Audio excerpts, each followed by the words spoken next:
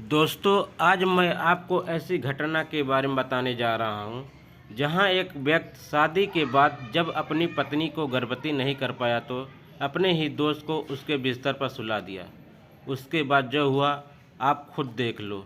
दोस्तों, आप सबसे पहले एक ही रिक्वेस्ट है मेरी, अगर आप हमारे चैनल पर नए हैं तो हमारे चैनल को लाइक और सब्सक्राइब करना ना भूलें, जिससे हमारी वीडियो आप तक पहुंच सके। दोस्तों, कहानी को शुरू करते हैं। कहानी छत्तीसगढ़ एक ज़िले से निकलकर सामने आई है।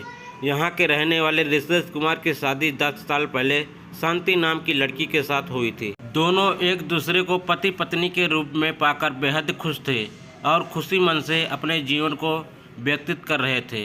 इस बीच धीरे धीरे समय बीतता गया और रितेश कुमार की शादी के 6 साल बीत गए, मगर उससे कोई भी बच्चे नहीं हुए, जिसके बाद वह बेहद परेशान हो गया। परेशान होकर एक दिन अपनी पत्नी शांति को लेकर अस्पताल गया, जहां उसने इस बारे में अपनी पत्नी के चेकअप करवाया तो उसमें कोई कमी नहीं निकली। जिसके बाद वो अस्पताल से वापस घर चला आया तो उसकी पत्नी शांति उससे कहने लगी कि अगर कमी हमारे में नहीं है तो इसका मतलब यह सारी कमी आप में है, इसलिए आप भी अपना चेकअप करवा लीजिए और समय रहते ही सब कुछ ठीक हो जाएगा। मगर शांति का पति अपनी ही कमी को छुपाने के लिए उससे बहाना बना रहा होता है, जिसके चलते शांति और उसके पति रितेश कुमार के बीच मनमुटाव शुरू हो गई। एक रात की बात है, जब रितेश कुमार अपनी पत्नी शांति से मिलने के लिए उसके कमरे में गया तो उसकी पत्नी उससे मिलने के लिए साफ इनकार कर दिया और बोली, जब तुमसे कुछ नहीं हो रहा है तो फिर तुमसे मिलने से फ़ायदा ही क्या है, क्योंकि तुम्हारे परिवार वाले तो मुझे हर रोज़ ताना मारते हैं। पत्नी के मुंह से ऐसा सब सुनते ही रितेश कुमार के पैरों तले ज़मीन खिसक गई और वह तुरंत अपने दोस्त शेखर को फ़ोन करके घर बुला लिया। जब उसका दोस्त शेखर उसके घर पहुंचा तो वह पूरी जानकारी अपने दोस्त शेखर को दे दी।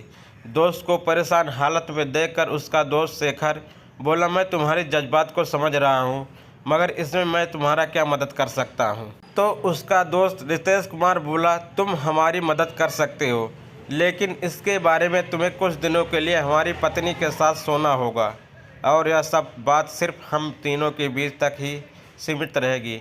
जब हमारी पत्नी गर्भवती हो जाएगी तो तुम उससे अलग हो जाना।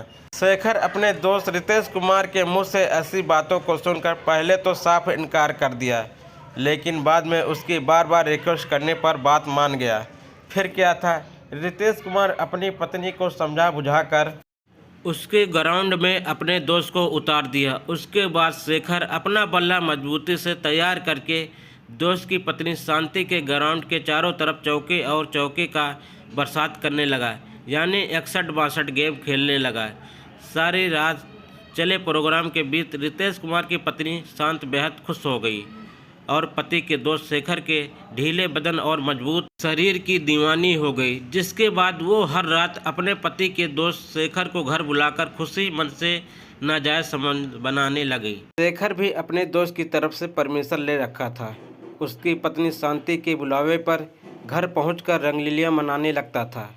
इस बीच धीरे धीरे शेखर और उसके दोस्त की पत्नी शांति के बीच लगाव बढ़ गया और एक दिन यह लगाव इतना बढ़ गया कि दोनों एक साथ रहने की जिद पर अड़ गए। और जब तक इस बारे में शांति के पति रितेश कुमार को भनक लगती, तब तक दोनों प्लान के तहत रातों रात घर से फरार हो गए। जिसके बाद पीड़ित पति ने थाने जाकर इसकी पूरी जानकारी पुलिस को दे दी। सूचना मिलते ही पुलिस फिलहाल दोनों की खोजबीन में जुट गई।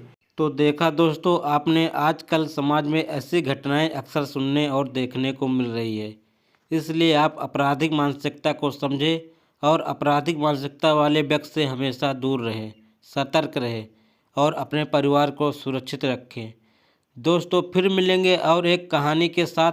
तब तक के लिए जय हिंद, वंदे मातरम।